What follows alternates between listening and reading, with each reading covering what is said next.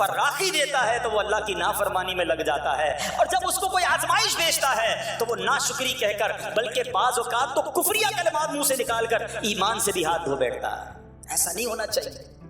عقل مند وہ ہے، یاد رکھنا کہ رب جتنی عطائیں بڑھائے ہم اتنے سجدے بڑھائیں، ہم اتنے صدقے بڑھائیں۔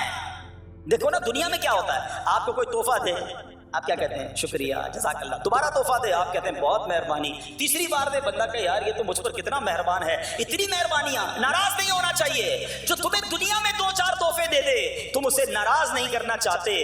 جب سے میں پیدا ہوا جب سے وہ نواز رہا ہے، وہ ناراض نہ ہو جائے اس کا کوئی خیال نہیں، وہ دیے جا رہا ہے۔ ہم تو دیکھتے ہیں نا، بندہ غریب ہوتا ہے تھوڑے گنا، جیسے جیسے امیر ہوتا گیا اس کے پر پرزے نکلنا شروع ہو جاتے ہیں، مسجد سے دور، نمازوں سے دور، معاذ اللہ حرام کاموں میں پڑ جاتا ہے۔ ارے اللہ کے بندے، تجھے رب نواز رہا ہے، تیرے تو سجدے پڑھنے چاہیے تھے۔ لیکن ہوتا کیا ہے، وہ عطائیں بڑھاتا ہے، لوگ خطائیں بڑھاتے ہیں۔ نہ کرو ایسا۔ جب فراخی ہو، جب اللہ کی طرف سے آسانی ہو تو شکر ہو، اور جب آزمائش آئے تو صبر ہو۔ یہی مومن کی نشانی ہے، اور اللہ سے دعا کرتے ہیں کہ اللہ کریم ہمیں اپنے شکر گزار اور صبر کرنے والے بندوں میں شامل فرما لے۔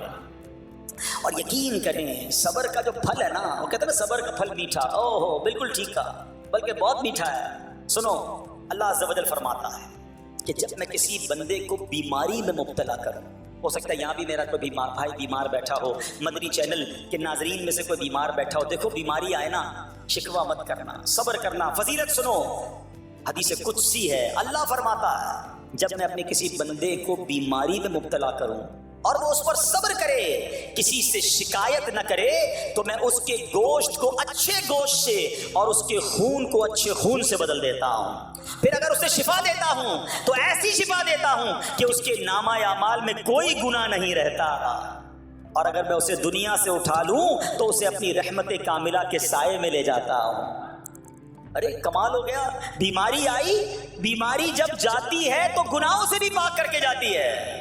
صرف ایک ہی تو کنڈیشن ہے، صبر کرنا۔ بیماری آئی، صبر کرنا، ہاں کسی سے بات نہ کریں، شکوہ نہ کریں، اللہ کی بارگاہ میں عرض کریں مولا تیری مہربانی، ہاتھ میں درد ہے باقی جسم تو سلامت ہے، اے اللہ آنکھ میں درد ہے باقی جسم تو سلامت ہے، اے اللہ گردوں میں پرابلم ہے میرا باقی جسم تو سلامت ہے، یہ بھی تیری مہربانی ہے۔ اللہ کرے کہ ہم شکر گزار بندے بن جائیں، کیونکہ یہ بیماری تو ہمارے گناہ معاف کروانے آئی تھی، مگر افسوس یہ ہے کہ جو گناہ معاف کروانے والا کام ہمارے ساتھ ہوا اس میں بھی ہم نے اللہ کو ناراض کر دیا اور شکوے شکایات کی۔ سنو سنو، اس نے اخلاق کے پیکر نبیوں کے تاجور صلی اللہ تعالیٰ علیہ وسلم نے ارشاد فرمایا، ابھی تو صرف بیماری کی بات ہوئی نا، اب آؤ اگر کسی کو کاروبار میں نقصان ہو گیا، کسی کے پیسے کم ہو گئے، کسی کی جان و مال کا کوئی نقصان ہوا، کوئی آگ وغیرہ لگ گئی، سنو اللہ کے حبیب علیہ الصلوۃ والسلام فرماتے ہیں کہ اللہ ارشاد فرماتا ہے، پھر حدیث قدسی ہے کہ جب میں اپنے کسی بندے کے بدن یا اس کے مال یا اس کی اولاد کی طرف کوئی سختی بھیجوں، پھر وہ صبر جمیل کے ساتھ اس کا استقبال کرے، تو قیامت کے دن مجھے اس سے حیا آئے گی کہ میں اس کے لیے میزان قائم کروں یا اس کا نامہ اعمال کھولوں۔ ہائے ہائے ہائے، سمجھتے ہو اس کا مطلب؟ اللہ فرما رہا ہے مجھے حیا آئے گی کہ اپنے بندے سے اب کیا حساب لوں۔ جب آزمائش بھیجی تھی تو اس نے صبر کیا تھا، اس نے شکوہ نہیں کیا تھا۔ خدا کی قسم میں آپ سے پوچھتا ہوں، میرا کوئی نقصان ہو جائے اور قیامت کے دن میرا نامہ اعمال نہ کھولا جائے، مجھے اللہ کی بارگاہ میں حساب نہ دینا پڑے، مجھے بتاؤ یہ دنیا کے حساب نقصان کی کیا حیثیت ہے اگر ادھر بخشا جائے۔ سنو تو صحیح، رب فرما رہا ہے کہ مجھے حیا آتی ہے کہ اس کے لیے میزان قائم کروں یا اس کا نامہ اعمال کھولوں۔ ارے یہ ساری دنیا کی دولت، یہ ساری دنیا کی آسائش ایک طرف، اگر قیامت کے دن حساب کتاب میں آسانی مل جائے، اللہ بلا حساب جنت میں داخل کر دے، اس سے بڑھ کر کوئی نعمت نہیں۔ مگر آج افسوس یہ ہوتا ہے کہ اگر کسی پر امتحان آتا ہے، وہ اس امتحان میں فیل ہو جاتا ہے۔ اس حدیث میں ایک لفظ استعمال ہوا صبر جمیل کے ساتھ۔ اب یہ بھی بڑا مسئلہ ہے کہ لوگوں کو یہی نہیں پتا کہ صبر جمیل ہے کیا۔ لوگ کہتے تو بہت ہیں، اللہ پاک آپ کو صبر جمیل عطا فرمائے، اب اس سے پوچھو بھائی صبر جمیل کی تعریف کیا ہے، تو پھر تعریف نہیں پتا ہوتی۔ یہ کسی جمیل بھائی کا صبر نہیں ہے کہ جس کو صبر جمیل کہا جاتا ہے۔